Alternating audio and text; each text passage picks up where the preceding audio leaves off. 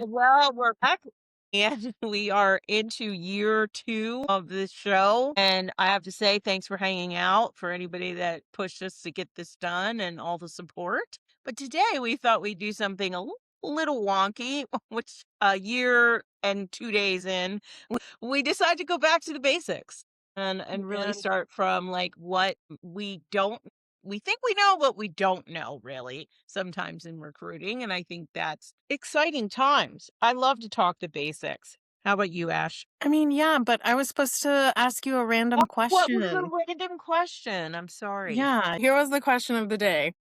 It's a little morbid, actually, now that I'm thinking about it. Oh, What is a place that if you died there, you would just be pissed? Like, you would haunt it. Like, you would be so upset. For me, it is any toilet. Like, if I died on a toilet, oh, please you mean like a understand. physical place? I was going to tell you New Jersey. No offense I, to anybody in New Jersey. so you're gonna haunt the crap out of New Jersey. That's good to know. That is good to know. I will be I'm at a all the Philly toilets. girl. I'm a Philly girl, but I no, the toilet would be horrible. Oh, The I think so toilet. too. Could you I fathom? also think the worst way to die is by fire. So Mm. I would actually pick drowning. So people always Oh, ask, yeah, drowning would be bad. But oh, those are all, like, bad ones. I wanna know the one that would just, like, make you so upsetty spaghetti. Like, I just lived this whole life and died, like, what? Like, what? A I wagon don't hit really me? want to die in. I want to just go to sleep and like Okay. make Okay. it happen. A morbid question. I don't know. I was actually thinking about it on the way, and I don't know why. I was driving, and I was like, "Man, I bet that would suck to die like that." And then I was like, "What would be, like, not even the worst or the most painful, but just one where you're just like, 'What the heck?'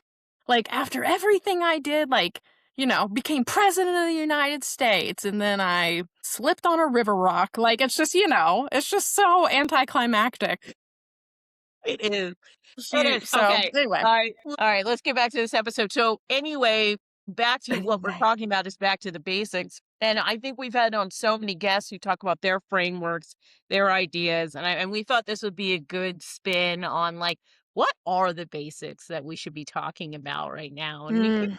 we picked like 4 or 5 things to kind of put on the table. But we're going to start with Ashley with the prospect versus applicant. Why don't you Yeah, explain with to our everybody? language. Yeah. Yeah. So I truly feel like language is actually really important, especially whenever you know what it means. So there are a lot of people that use the term applicant, candidate, prospect, all these different things to describe these people, and they use them so interchangeably to where there are times where perhaps if you are an individual who uses these terms interchangeably, doesn't know that there is a difference, that there is a threshold that brings it from one term to another. Whenever you go into rooms and you go into meetings with people who might specifically be HR tech or might Right. specifically be tools or a vendor, they will speak to you using this terminology in the assumption that you understand it because it's industry standard. Right. And so sometimes I have been in rooms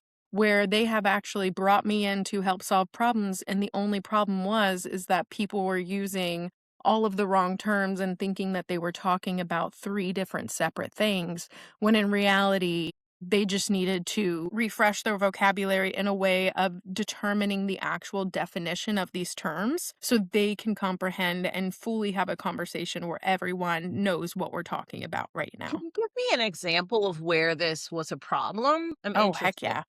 Yeah. Yeah. So there are a lot of people who you can have a prospect, right?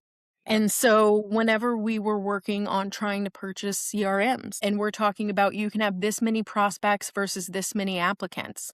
Well, the reason that that matters is because prospect is just the market of the pool that these people could be in. Right. These are, this initial touch potential person, right? Versus an applicant is an actual click. That's an Right. actual button push. That is someone who is actually applying into our system and has now met us at that apply path door. And that's a very different thing. Now we have someone that has had an official touch. They've come to our brand. They've shown interest in it, put effort justification in to apply, and are now in our systems. even whenever you're just talking to vendors, you want to be able to differentiate those two because one produces results, one is just the possibility of a pool of maybe. So if Right. you're saying how many prospects can we get, how many applicants, and y'all are interchanging these terms, you may be confusing them saying we could give you a 1,000 person prospect pool, or they could say we could get you 1,000 applicants. Now that you've heard the difference, those are two very different things you're selling me. You're selling me 1,000 people who are interested and actually applied and went through the process, or 1,000 people who just know our name, might be interested, and will generate what you could consider maybe like an impression, right? And so just even the difference in these terminologies are important. Another thing, whenever you're talking to managers, if you're sourcing candidates that have not applied, those are prospects. Those are prospective people that we're trying to generate interest with in hopes that they will become an applicant. Everyone should know first, you have gen pop. You have general population of human beings. Then you have what is considered your prospects. Those are your people that would be like those impression reaches. Those are the ones, if we're thinking about this in internet terms, these are the ones that are in the pools that whenever you're looking for people sourcing or trying to create a brand, they're going to be in those community spaces that you find. Those are your prospects. These are people who have not actually made any effort of touch or have been touched before enough to make it to the apply path. Let me ask you a question. Yeah. Because in my head, you know, and tell me I'm wrong, prospects, for me would be a little more tight. And is it that broad?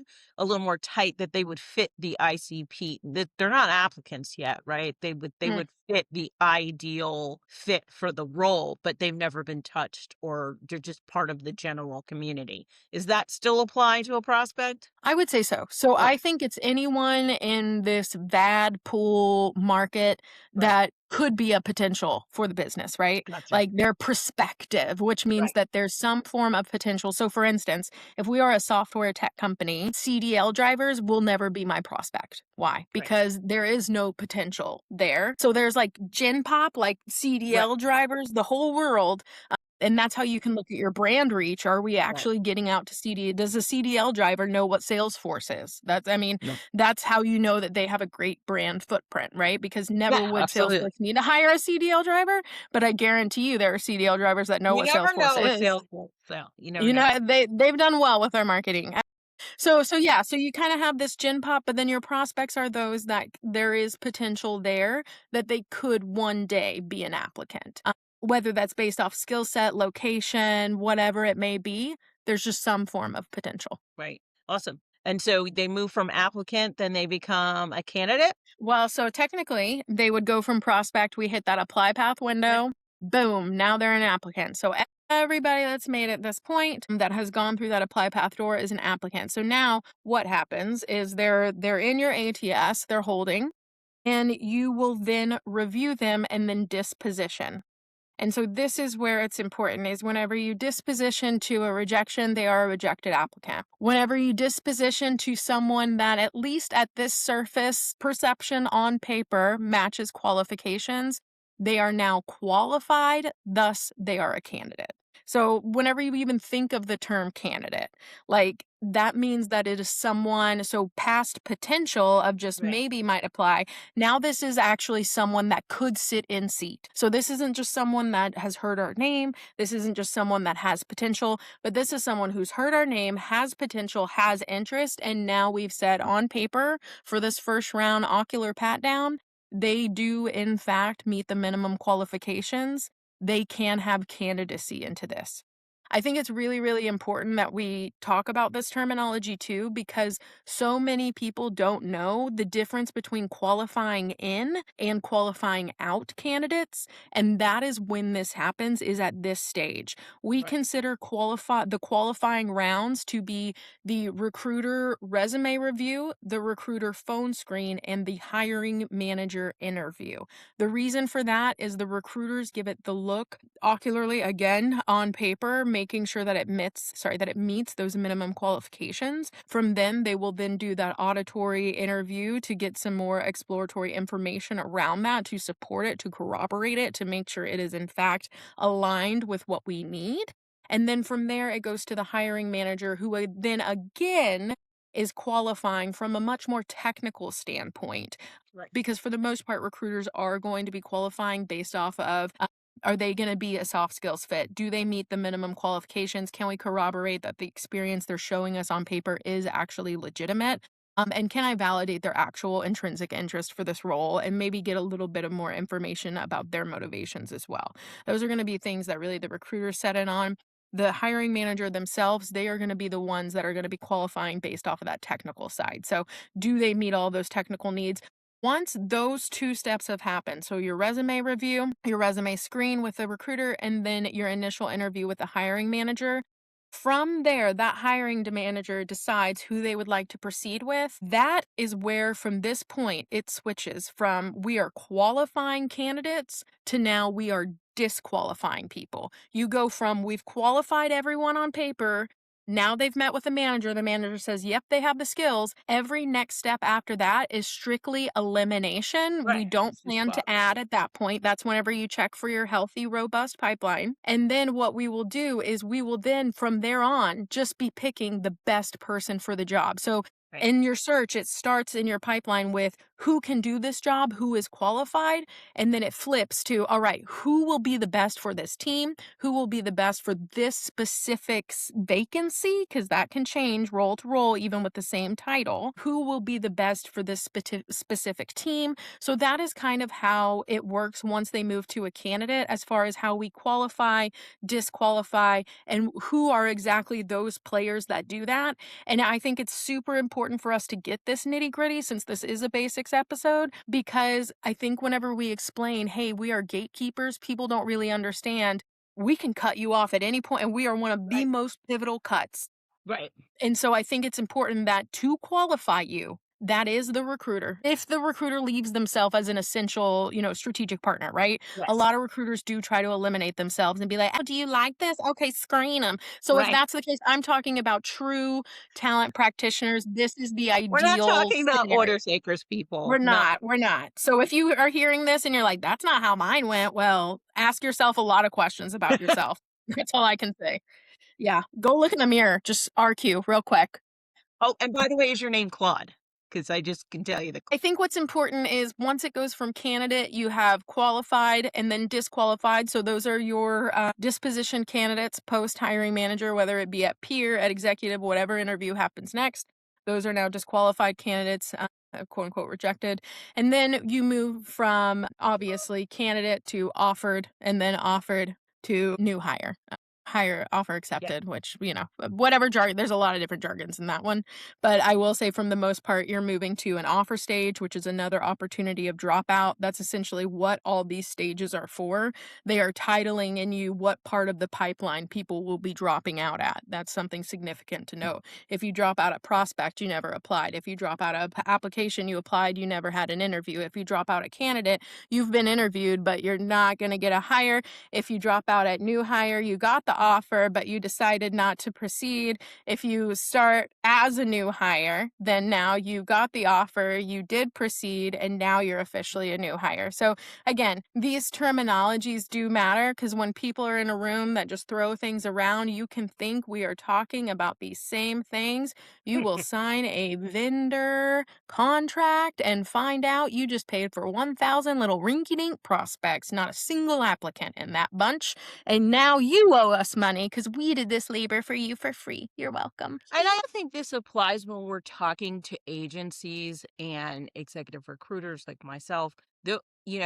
Just because we say we can supply you with 400 prospects does not mean we're supplying you with 400 No. true applicants, right? Or people that are going to fit the job. And I have argued with people about this over and over, right? They're not the Mm. same, right? Well, Because not only anybody, that, can we talk about I can't stand the sell of the numbers anyway. I I don't know, I care think that it's you get me ridiculous. 1,000. Going through 1,000 pieces of junk doesn't actually help me find a It's the gem, same right? it's the problem we're having now as recruiters, right? It's Mhm. great that we post a job and there's 2,000 if any of them are qualified. Right now, we're seeing this like 85% to 90% of the applicants not even being qualified for the job. Well, that's not really helpful that you got 2,000 applicants, right? Yeah. And No, so and in fact, It makes us duplicate efforts because at least Right. before, I had time to go out and source and Right. do and find what's qualified.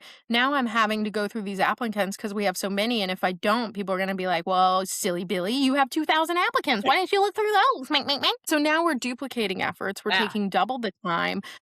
It's just super apparent to me that a lot of the people who started this, we can get you that because again, so many people use sales metrics that they were like Yeah. top of funnel, tofu, tofu, and everybody's freaking out. We got to get top of funnel. Well, Right. this is what happens whenever you only quantify your top of funnel and don't actually look at the quality of everything else through it. Because then all you're doing is, again, chasing numbers and hoping that these pass through rates will carry through consistently every single time, even though we're dealing with people, not machines, and that, you can Rooney rule your way out of this. And it's a waste of time. It's something that if you can do it smarter, not harder, and actually learn to do better. This episode of the Talentless podcast is brought to you by Do Better Consulting. Hiring is broken. Job searches are broken. And honestly, most career advice out there is just recycled nonsense. Do Better Consulting exists for people who are done guessing. They work with mid to senior leaders, founders, and talent teams to get clear on their signal, how they show up in the market, how they hire, and how decisions actually get made. No fluff, no templates just to say you have them. Just strategy, structure, and honest feedback that actually works. If you're tired of spinning, it might be time to do better. Head to dobetterconsulting.net. Sir. But if you can actually learn how to do this in an efficient and effective way that produces better results, which you can, you should, but it Yeah. comes down to your recruiters being educated on how to do it. That's just so everyone knows, whenever they're paying a vendor, they're paying just a recruiter who they think is smarter than you. Just I FYI, know. in case And by the anyone way, needs to know. let's go back to that for 2 seconds before we jump into the JD thing. Mm, For me, this is about this show, particularly this episode is about education. And mm. the fact that we are not educating our recruiters when we bring them in, or not developing and then turning around to an agency or something else and saying, "You're not smart enough to fill my role," is is is horrifying, right? Now, if it's a Yeah. bandwidth thing, I get it, right? Like, Right. yeah, right. But if you're saying, "You have not shown me a million applicants for my role as a hiring manager," and we're saying we need to go to agency, let's take a step back and say, why isn't that person filling that role? Or is it the intake? Is it the JD? Is it the recruiter needs to be trained? I mean, there could be so many other reasons than the recruiter is bad. And I'm For big sure. education training. Yeah, and so I just want to state that. Education your people. Educate your people, train your And people, even recruiters. I think whenever I think of vendor usage, because for the most part, I think about the process, right? So there's a manager who either there's a vendor in his ear Yeah. whispering sweet Or best nothings to them friend owns an and oh yeah, agency. I'm getting them tickets to the game and getting them all this stuff where that is happening. But for the most part, 9 times out of 10, vendor usage usually comes from operations/hiring manager request, which to me means they think there's some form of incongruency. Whether Right. it's that they're not congruent to the sweet nothings whispering something into their ear, whether and it doesn't even have to be real. I've Right. had managers who have had me as their recruiter. This was years ago, but have wanted to use a vendor. And so I had to learn how to come hot off the press to meeting with these managers to catch the cues of, oh, this is a vendor manager, and start being that sweet nothing whisperer of, Yeah. let me help you show you, because here's what happens. And I've learned this. A lot of those managers that go to vendors for hiring, even if it's not a legitimate case, there is just, again, something that they feel is incongruent that isn't Right. going to bring it. And the number one thing that has helped me solve this, even with my own recruiters that I've been managing, and the hiring managers come to me, say, we need this, is, it sounds weird, but dropping little tidbits of micro learnings to the manager. And I'm not talking Right. sending them a URL. I'm talking about, this stuff in your head. and you are telling them, well, based on the market XYZ, well, this and that. The moment you show up to the table with more than your plate, they will see an incongruency of the vendor and no longer with you. Once Yeah. they see that you're able to whisper those sweet nothings and focus on them and bring them that intel, and it sounds weird, but for me, 9 times out of 10, educating the manager on something, rinky, it don't even matter. It could be the market, it could be the title, it could be something about the Well, I think competitors, we're how they about to do get it. into 2 of them, right? Which is the JD and Yes, we're gonna bring get into us. comp, right? Yeah, Like, those 2 are real points where you could be educating in an instant and very quickly, so right? quickly. I mean, And it like should happen in the first conversation. Like, you right. should be laying the foreground for all of this. But his first question in their mind to be right now to the hiring manager, and maybe don't say this out loud depending on your relationship with the hiring manager, did you write this job description with AI? Do you want me to Or answer it for you? no, I know they did. I'm saying that should be the first question to me I mean, anymore because then what? it's so not role specific. I've seen some JDs out here lately, and I'm gonna tell you, it looks. First of all, they all look all the same. Yeah, I mean, because they are. Second of all, I can literally see Claude like poking its head See him out himself. Yeah, himself, like he was writing typing the it. job description. It's Yeah, very sad. This is an important part of to me how you represent your brand, your organization, how you represent yourself as some place people want to come work for and be with and be part of, and also helps them decide whether this is going to advance their career, hurt their career, all of these things. But with these generic job descriptions out here, I can't say enough. And for people who don't know, if you really need help in this area, please work with Kat Kidman. She's amazing. She's written books about this stuff, and I'm nowhere near as proficient and in my understanding. But I will tell you, a lot of this starts with asking the right questions in the intake to get to the right job description. And I I was just having this conversation about the Frankenstein role, what I call the Frankenstein role, which is like those words that we use like Rockstar, ninja, mm, unicorn. Those for me are such high level, like we don't really know what we need, or we need this person to do 52 things. So don't say that word. Say you need them to do 52 things. And what are those 52 things? yeah, Yeah, the rock star ninja thing just means you're going to work a lot and get paid very little. And then I also think the vagueness in the scope of job descriptions for me is the scope creep. It's great for me, right? I need a self-starter who can take on multiple tasks and adapt to an ever-changing environment. What does that yeah. mean? Let me tell What? you what it means. It's a whole bunch of fluff and stuff. That's all that Right. is, honey. So what is the role going to do on a day-to-day? What are they contributing to the team? What skills do they need? Soft skills and those technical skills to do the job. I mean, these should all be in the writing of a job description I know it seems so I think people skip this part because it's like especially right now in this job market, people are going to apply. But it's so Yeah, fundamental to your organization to really understand what you're looking for, or else you get into the process of recruiting for the role and you're spinning wheels, right? Because you've never truly defined what the role is, how it contributes to the team, how it contributes to the organization, how we move forward. I think Steve Levy was on and said a great question about he asked every hiring manager about what they're going to do in 6, 9, 12. How are they, moving the business forward? I agree with that. And I think that should be in the job description from the gate. I shouldn't even have to ask that at intake, but most of the time that question isn't resolved by the yeah. job description at any level. And it's very frustrating. It's just like this blanket statement. And I really want people to go to school on this, but it's like it should be its own training course because it's No, it really hey, I they're mean, really, really welcome to Talent Ed. yes. I'm Recruiter sorry. I University, know. y'all. Talent ed. I Yeah. mean, it's just these are really, really bad. And one of the questions I always ask when the hiring manager gives me this like laundry list of things this person does, I'm like, okay, but you only have this amount of money. So what gives in from Mm, this? or the budget. Like, what are you Yeah. willing to give up? What can I trade off on? If to get all these 52 and you need every single one, are we willing to increase the budget? We're going to get into comp in a minute, but all of those things incorporated, you can't just list a bunch of duties if you're not willing to pay for it and understand what the market is. Again, we're going to get into comp, but this is still the JD. This is Yeah.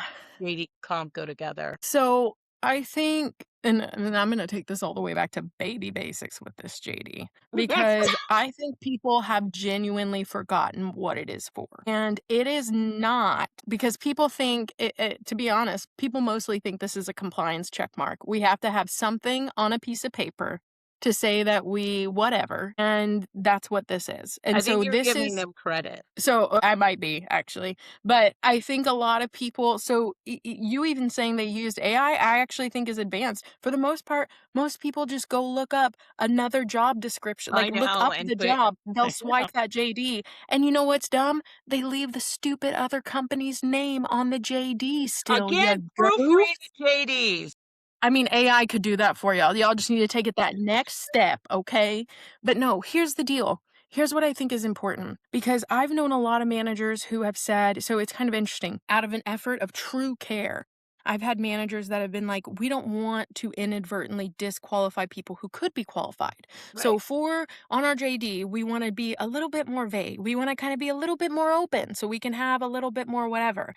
I completely understand what they were saying. Yeah, of I course. understand why they wanted it. It's the same reason people don't put the term rockstar, ninja, whatever in there because it creates a bias that will either make people apply that aren't really a fit, that are maybe Right. overzealous, maybe over egotistical because they're a rock star, or it will make people not apply. Deal is the JD is a standard. It is for accountability, and it is for accountability for the business and it is Yep. for accountability for the candidate. Because here's what's happening. If you create a JD that's real soft on the skills, we just need 3 years of general working experience. And this is for a software engineer, by the way. Right. They just didn't want to, again, they didn't want to deter anyone. They wanted to be Yeah. very open. And it good, again, this is a manager who is making strides to try to incorporate diversity onto their team, incorporate different communities as best they can.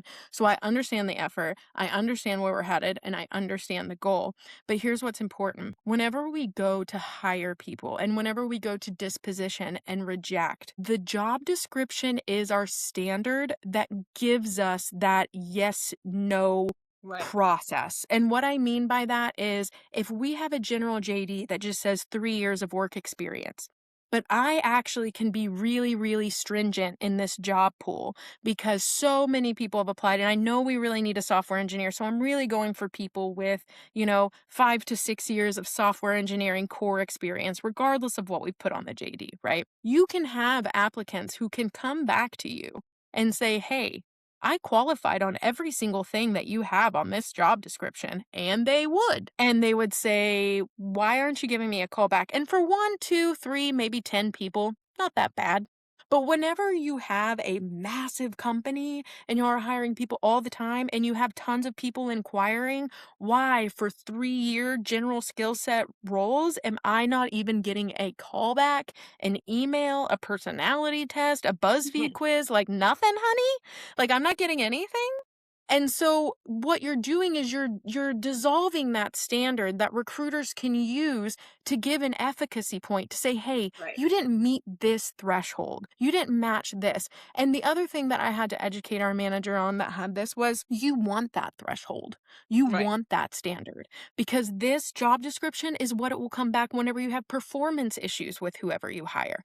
This is the job description that you'll come back to and you want it to be sturdy. You want it because you also need to think whenever you're advertising something, whenever you have a job ad or a JD, that is the how do we say this? That's the anchor point. right? Yeah. That is where we're saying this is what we need. And then pretty much people 1 to 2 standard deviations away from that anchor point of skill will apply, right? Right. So if I'm a recruiter, we may have sourcers and coordinators, again, 2 standard deviations out, that will apply. If you have just a general 3-year whatever, your 2 standard deviations is going to be huge. It's going to Yeah. be too much to actually be able to decipher and have good logic as to how you're dispositioning these people. So again, I think people have forgotten the job description is really there to hold us to a standard, to be accountable. And so as much as people have diminished and dissolved it to generalize it so we can soften the blow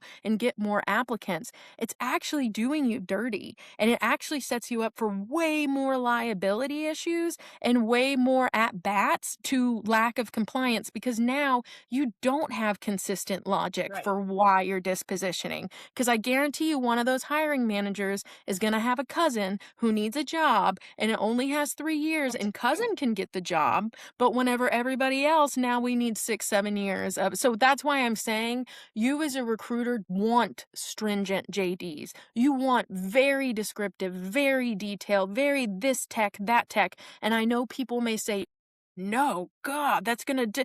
Guess what? We wouldn't have hired them anyway. Right. Unless you're just trying to create your own CRM through your ATS process, you weren't going to hire them anyway. Stop wasting their time, stop making them apply, and stop trying to seem like you're doing charity work. You're not a 501c3, you're a business, and you're a Fortune 200, and you hire 60,000 people a year. Put on your big girl pants, write out the real words that you need, and let's attract the people that we're meant to be attracting and get our good standard deviations versus just casting the widest net on this bloody planet. I know it's Anyway, the I worst. And digress. and you get these applicants and you wonder why you're getting the applicants you're getting.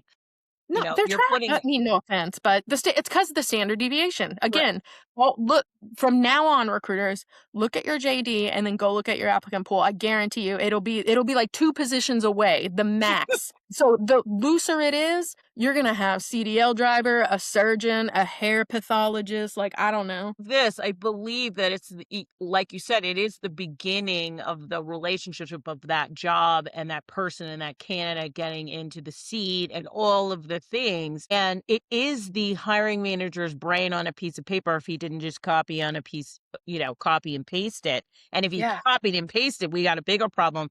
But it usually, to me, it's the start of every problem in recruiting. It's Yes. the job Because description. if you can't Right. articulate it on Right. paper, honey, how you gonna guide me? Right. Right, exactly. And then how do you come up with questions? I don't know. There's so much to a job description to me that starts this process in such a bad way, and it just gets worse over time. It Oh never yeah, gets better because it started with a crap JD, it right? does.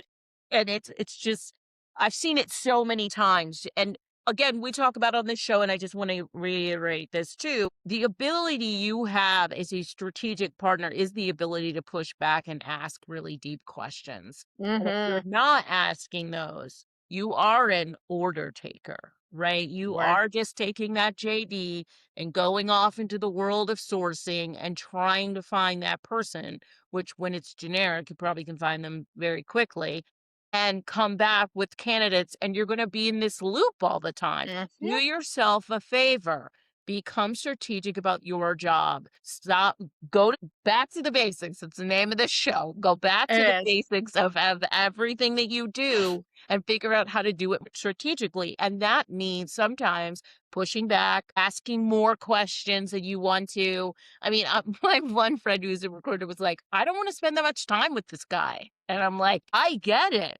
But he's You still can have your 1 hiring. meeting with tough questions or 6 meetings to figure this out. Right. You're going to be 90 days with this guy trying to fill the role when you could have had it of 30. You know what Word. I mean? Like, you need to be doing these things very strategically and asking the right questions. Okay, I want to move on to Well, hold on. I do just want to say one last thing, and we're going to move completely. But I do want to say, us talking about JD from the basics, this is like sentence 1 of a 50-page book of just job Yeah, description. Because I'm telling you right right. now, in job description, it comes down to your intake, your launch call, all your Yes. talent Oh, infrastructure that on the training. back end, how they request a rec. Like, this conversation is 100% not finished. So I do want people to not think that just because we're talking about teeny little bits of language and of JD that we're trying to say we're explaining it all. Honey, no.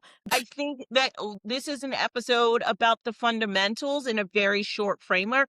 For all that Yeah. we're talking about, please take what we're talking about and expand your knowledge, right, on this. We will probably have episodes that come up about all these topics again, right? And say this is the things we are sometimes not thinking about in the basics of what we do, and let's get at it, right? And like, let's start getting real work done, becoming strategic, doing all the things. So yeah, I want to make sure that people don't think we're talking about everything I about. know, but I don't know why I was thinking that. But as I was, I think it's because we were moving so fast. I was like, dang, okay, don't let the people think this is all.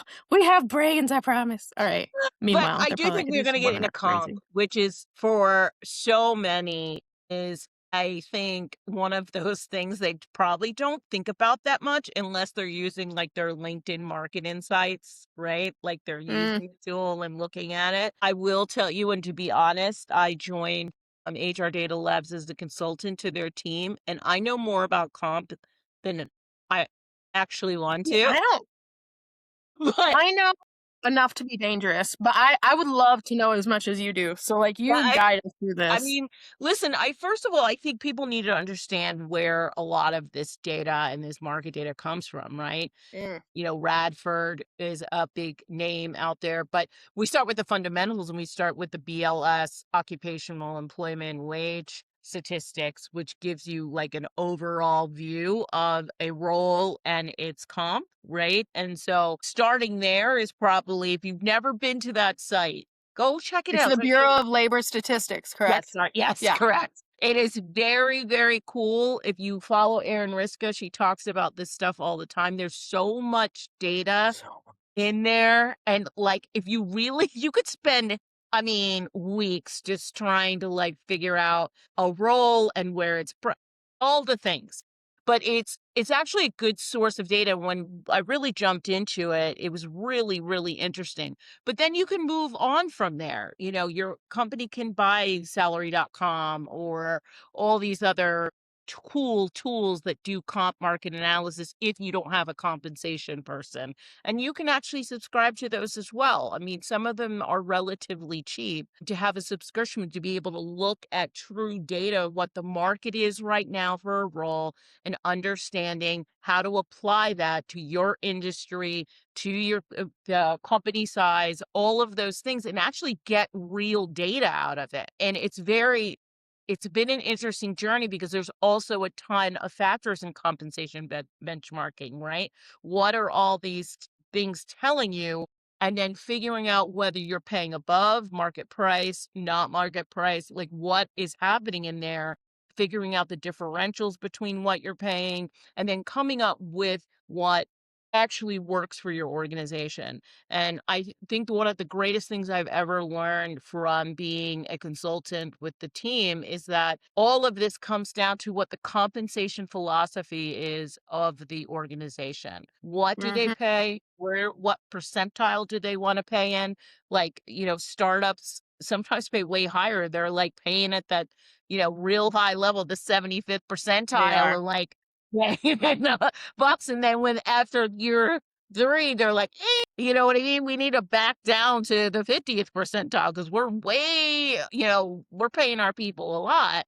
And I think we've determined these comp factors without a lot of data. If I can't say anything else, don't trust one source, at least trust 2, go to 4, right? Because all of them are a little different. All of them aren't going to meet your industry. All of them are going to do the things they need to do for you in your particular use case. The other piece of this is that this is an essential part of a recruiting game. I want people to understand that most of the time we're given some salary range for finance and we're like, hey, great, it's $100,000 to $180,000. I'm going to go roll with that. But we need to be asking better questions. How was it determined? Why was it scoped this way? Did we use any insights or market data to get this information? How did we get to this number? And what qualifies in this number? Is it 3 years or 5 years or 10 years? How are we doing that comp rationale? because when it comes down to and you start recruiting for this role, and you can't find anybody willing to accept the salary,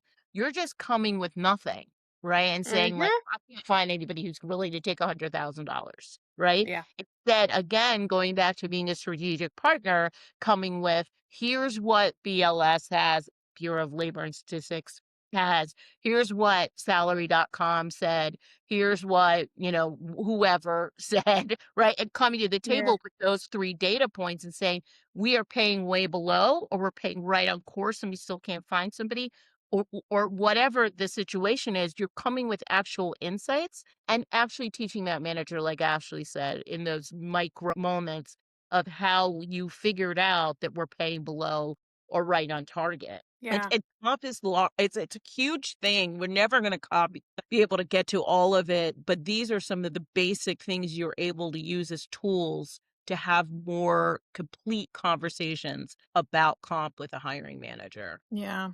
And just to kind of reiterate on what Des said, because I was writing it out here, because I think it's important, just for the sake of our candidates, that we know how to negotiate and how to maybe challenge what HR and our hiring manager have brought to us. And so typically what I do is, one, I always get internal market data. What do I mean by that? I mean people who actually applied to our job, had interest, and would be flexible. They're going to be the most flexible, right? Because they're not just a prospect, they're not just Gen Pop, they are an applicant.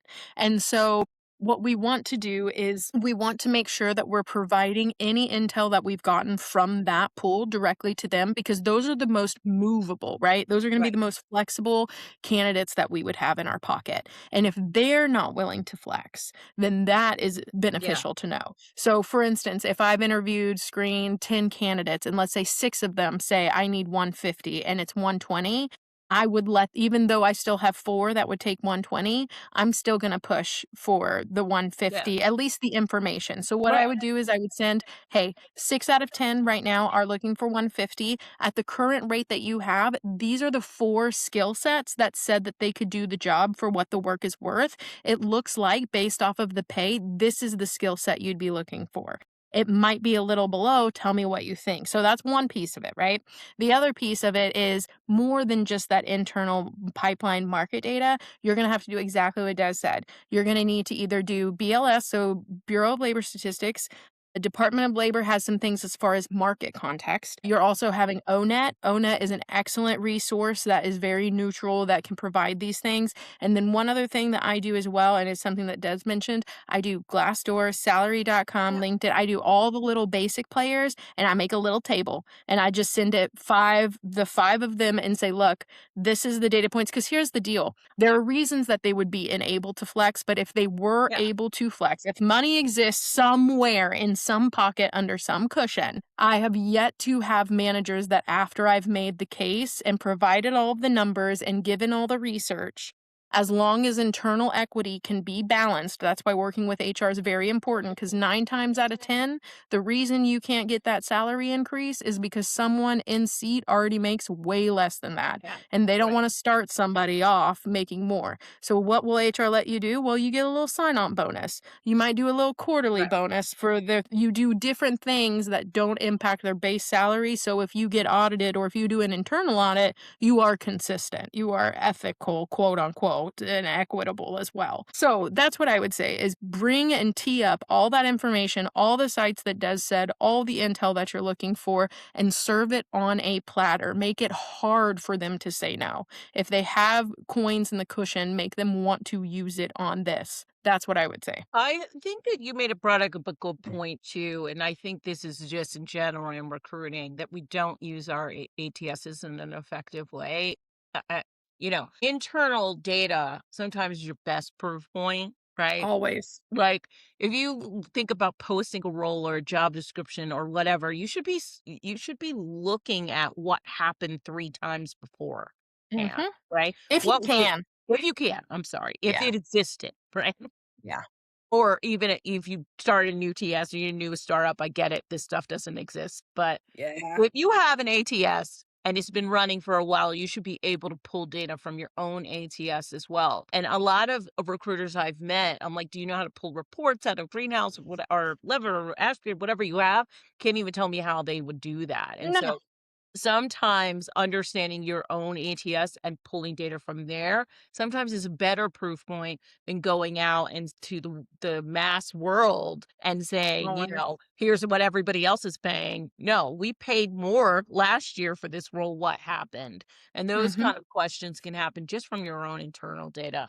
I think that's an Yeah. important note to make, just because comp is one of those things that for me in the past has been one of the hardest conversations I've had with hiring managers, but I've always succeeded because I always come with way too much data That to the it's table. me too. 'Cause Yeah. on you know what I'm thinking? I'm thinking about that person's family, I'm thinking about their Yeah. kids, I'm thinking Right. about their dog that needs treats and all Yeah. these cupcakes, and I'm just thinking, "Hey, if all it takes is me doing just this little bit more, it's Yeah. worth it." You know? Absolutely worth it. And I think it's also brings us back to being strategic about this, and gatekeepers and all of these other things that we talk about all the time in the show. This Yeah, show went crazy fast. it did. And I'm gonna let you do talent outside the box and then wrap it up. But we're gonna have another one of these because I think this is important. We left off some conversation that I think still think needs to be had and to bring us back to the basics. So when we don't have a guest next time. We'll see about that. I'm not mad at that. All right, outside the box, I'm gonna be honest with y'all. If you're in recruitment and you have not heard about this research, just know that I'm giving you like a pat on the head, like just out of Aw, love. But like you like, come little on, y'all. baby. Like, I need y'all to read a book. Like, I just like a baby, but like a baby that's like, come on, baby, you can do it. And it is this. It's research that I actually did in graduate school. I got to study under Dr. Amanda Johnston, who was actually one of the research assistants on this study. Because it is Dr. Amanda. I can't think of her last name right now that does the actual research, but you can look this up and you will find it very quickly. But essentially, what the researchers did was they took job descriptions that were female dominated jobs. So they looked at nurses, teachers, or not account executives, sorry, executive assistants. That's what it was. And they took those job descriptions and took out terminology that was more feminine. So things that were perhaps very we centric. So, like, we do this, we do that. They found that males like to be more of the carrier. So they would say, you do this and you do that. And they took away the team orientation. And then they went back to the JD and they said, well, look at these terminologies. Some of these terminologies might be a deterrent to some people, again, based off gender. So things like rockstar, ninja, I don't know, cutthroat, wonderful, whatever. Some of these are really intimidating type of terminologies.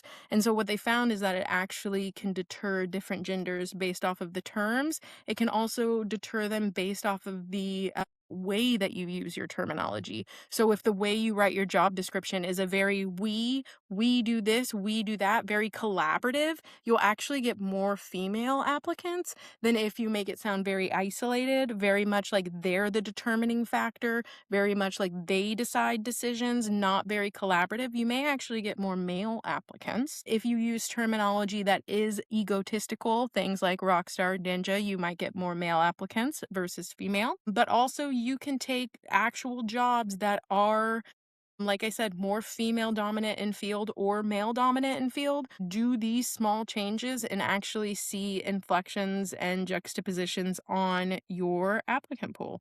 So I wouldn't say it's something to test unless like you really want to, but it is something that's interesting. Amanda Diekman, that's her last name. Dr. Diekman. Sorry, guys. I'm sorry. It's been years since I've been in school. I've had 2 babies, lost 10% of my brain. It is what it is. We're dealing with the 90. But here's the point, okay? Is pay attention to what you're doing. Stop using Yeah. AI for your JDs. Stop using other companies for your JDs and start really doing task analysis, case account. Like, what is this person actually doing? What value are they bringing? What are the duties that they do every day? How often do they do them? How important are they? Like those type of things that come with an analysis to create the JD, that talent infrastructure is what is needed. And it's what we're missing, to where if we skip step and only talk about the JD, then yeah, we're missing it by a long shot by just copy and pasting. So Absolutely. pay attention, folks. Thank y'all for joining us today. You know where to find us. If you don't, just put Talentless podcast in pretty much everything. In anywhere. I'm trying to take over the world with it. So please go ahead and do that. And for those of you going to RecFest, We are speaking this year. We'd love to see you, and HR Tech will be there as well. So that's our fall schedule. So please, please come find us at either one of those if you're going. I'm going to keep talking about it until we finish out the fall. So RecFest and HR Tech will be there. See you soon, everybody. Bye.